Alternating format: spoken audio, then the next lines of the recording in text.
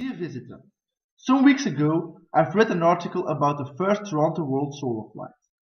The company that has set its shoulders under this project is Solvay. I thought it was something very innovative. That's the reason why I've chosen Solvay to make a slidecast about. Created in 1863, Solvay is a global company that is active in the chemical industry.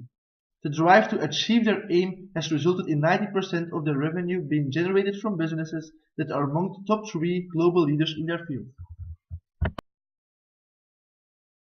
So, I've already started with an introduction. The topics that will follow are a discussion of the profit, the current share price, a financial analysis, a comparison with competitors and my conclusion. I hope I can give an answer why to invest in Solvay. I've made a graph to show you that there is something interesting about the profit.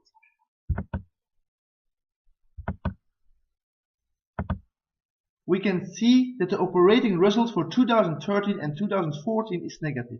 Nevertheless, the profit to be appropriated is positive for the 2 years. This is thanks to financial assets of the firm. These are very high and shall ensure that the company has a profit to be appropriated. This shows that Solvay invests a lot. The share of Solvay is listed on the Euronext Brussels.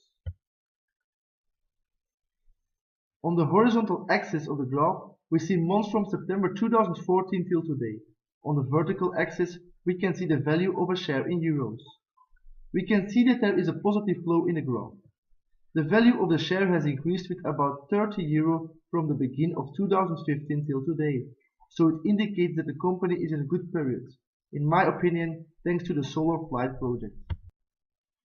To analyze the financial situation of Solvay, I've chosen to compare 4 years from 2010 to 2013.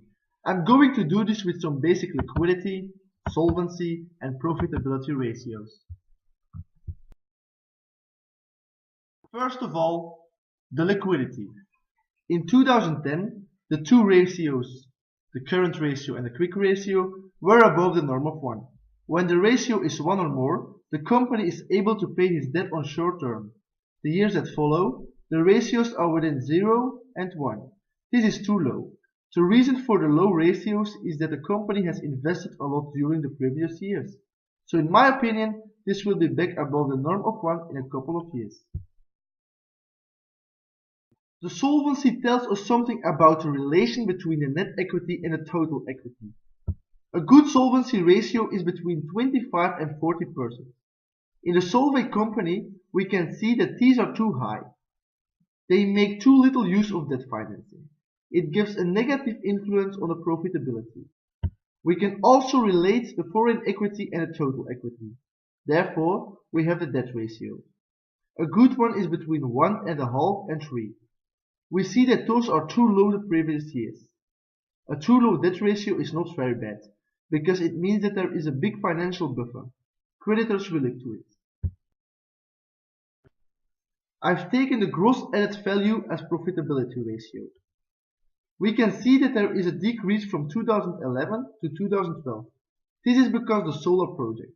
Nevertheless, it's high enough to pay employees, to reimburse shareholders, etc. I've tried to make a comparison with competitors. This is very difficult because other chemical companies are doing other things, other projects, etc. I can say that innovation is very important in this sector, and that Solvay is nowadays leader with their solar project. So every company has its specialties. I can conclude that the company hasn't got the best financial results. The cause is the investments and, as said many times, the solar project. I can advise potential investors to look at the future, not at the results of today. I expect a good future for the company, when they keep innovating. To finish, I want to thank you for listening and watching.